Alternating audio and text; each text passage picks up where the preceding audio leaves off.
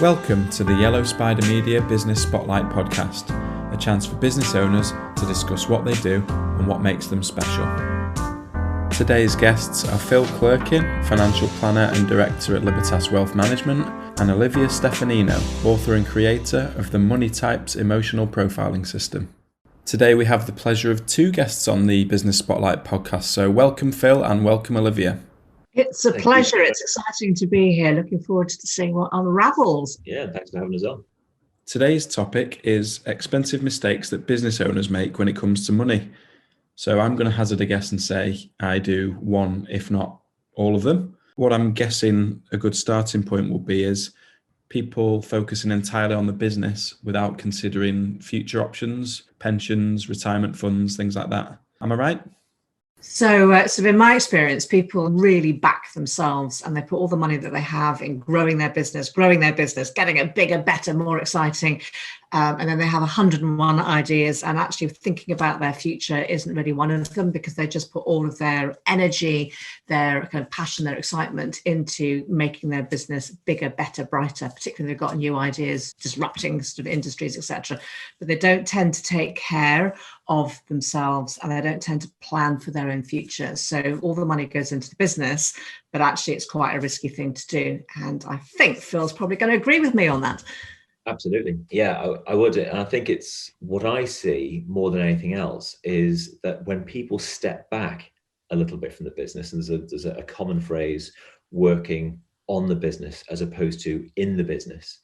When you take that step back and you get a high level overview of what you're actually doing, it enables you to visualize things much better and actually have more fun with it. But it's making sure that you've got a good idea of how that business is actually serving you and what it is that you want to get out of it. And also often the reasons that you started it in the first place.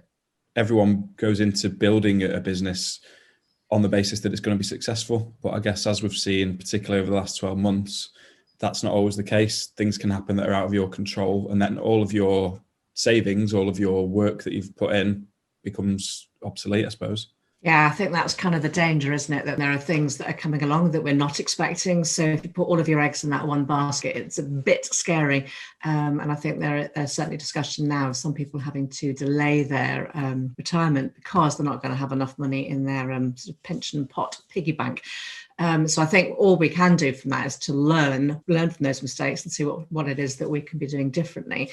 You know, I think being able to identify different, even personality traits, different ways of doing things, different approaches to business, different approaches to even the market that you're in, all of those things really have to be taken into account. And having a good eye on how you would approach things and how you would approach things more effectively is a fantastic way to get ahead and get the best out of the business that you're running. Because when, you know, one person runs a business in one way, can be very successful. Somebody else can run a business in a completely different way. It can be equally as successful. So it's just really making sure that you are playing to your strengths and also being very, very aware of things that you need to watch that can have you trip up. We've just touched on the different personality types there, which Olivia is going to talk about in a little bit more detail later in terms of her money types. But Phil, before we do, I just wanted to ask you in terms of practicalities and investment strategies, how do you spread the risk? Well, you're luring me into the boring stuff there. And I could honestly talk for days about investment strategies. Then we don't have that much time. But, you know, I suppose looking at what is an investment to start off with. Well, we have a lot of focus on time. So our strapline is investing time for what matters. So it's making sure that you're putting your efforts into the right areas to get out of it what it is that you want to get out of it. So you asked specifically about investments. You know, anything that you know, generally you're looking to produce comes from, you know, an asset. When we're looking at from a personal financial situation, we look at assets being business assets, being property, whether that's rented as an investment or it's your home. Not forgetting yourself as an asset, because the business owner is a huge income generating asset, and probably one of the most important things that needs to be, that keeps the wheels turning. So there are all sorts of different types of assets, but also investments within that. So yes, we can structure a portfolio of all types of investments to generate a return. But again, it's keeping a clear focus on what that return does. A lot of business owners and small business owners like us, we're looking at the purpose of that business and how it serves us. So, we probably, I'm not sure about you, probably not looking at, being at the behest of shareholders. We're looking to serve a community. We're looking to serve a group of people. We're looking to or certainly I'm looking to have fun and enjoy the business that we're doing the right thing, and making sure that there's real value provided by the people that use us. I really want to add into that if I can as well, because I think you're so right about fun. And if business isn't fun, I don't want to play. And I think it's really easy to make everything so serious and such hard work. And yet I do wonder from a mindset point of view, whether knowing that you've got some kind of financial plan for your future is in place, whether that allows you to be more focused in the now, more focused on your business, because at some deep level that you've actually taken the right steps for you and your family in the future, so you don't have to think about it once you've got it set up. And I know personally that once I started to make that shift from being in my business, really focusing on what I was doing, but kind of being really anxious about money the whole time, once I got to that place of thinking, let's kind of be a bit more grown up about this, and let's start making some plans for the future, actually I started to feel quite relieved. And I didn't realize that I'd been having this kind of little seed of anxiety sort of within me. But once I'd known that I'd taken care of it, then I was actually freer to focus on what was really important to me, which for me is my business, because I get to love what I do. Well, that's it, isn't it? Although you're providing the less interesting portfolios and investment advice, you're also providing financial peace of mind, aren't you? And taking a massive weight off people's shoulders. Yeah. People are always amazed when when let's say they come and have a discussion with me for the first time. And I think Olivia's had some experience of this as well throughout her career.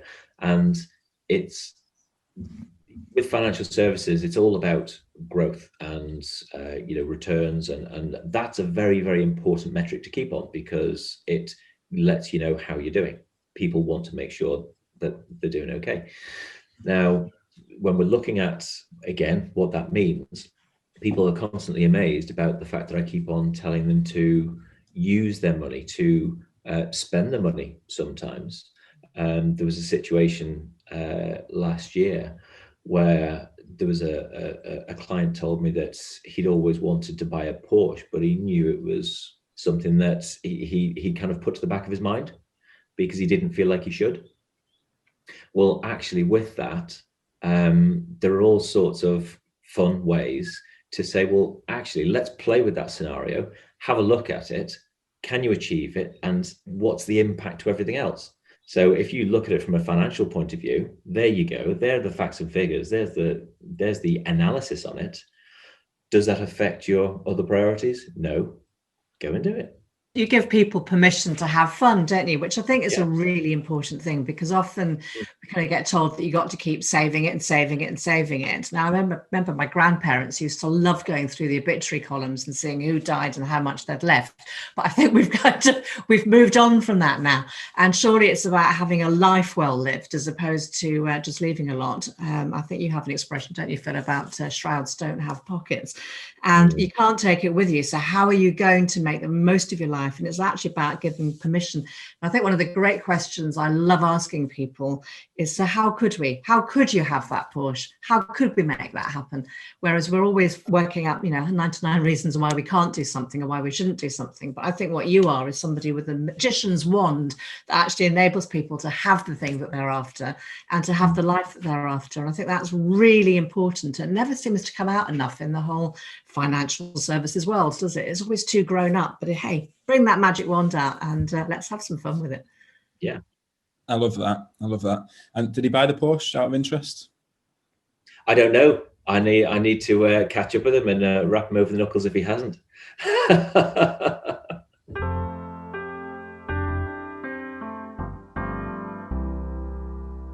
So Olivia, let's move on to your money types now and your emotional profiling system. People obviously have a different way of doing things. People have different priorities. Does a better understanding of what makes people tick help them in the long run? Yeah, it's a great point. And we all have a different attitude. And, in my system, we've got sort of 6 types. You've got the pharaoh that likes to be the leader and say how things are going to be around here, which is great. If there was extra corn, then what they would do is they would store that, even if the people were all saying, we want donuts now. So that's kind of cool. The magicians are the ones who are kind of high visionary. They're the ones who want to have those businesses, lots and lots of ideas. They're not always great at finishing things off, but they're great at having loads of ideas and making them kind of start. The jokers in the system, they're the ones who are great at connecting people with people and people with ideas. They're the ones that want to get out there and to connect everything and make it happen, but make it happen in a fun way. We have the angels who want to help everyone and to nurture everyone, often leave themselves out. We have the architects who love a system and process. They're often very focused on the detail, but miss the bigger picture. And we also have the prisoners who can feel quite stuck, who can feel that whatever they do isn't going to make any difference to them. We all have our talents and our gifts that come from that, but we also all have a shadow side as well, which can really trip us up and can really trip us up when it comes to making money, to planning for our futures.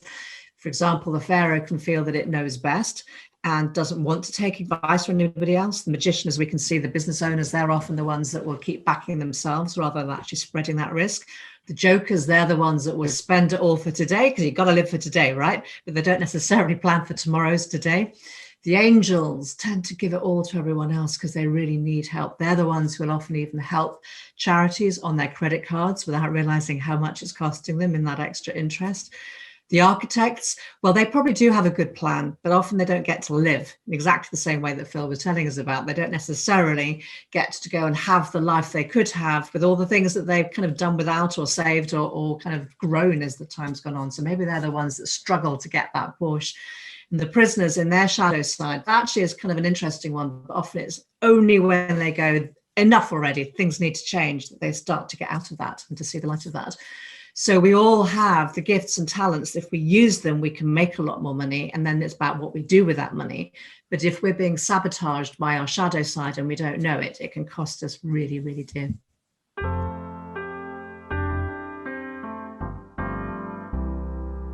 Your 2 services are now working side by side, complementing each other. How did that come about?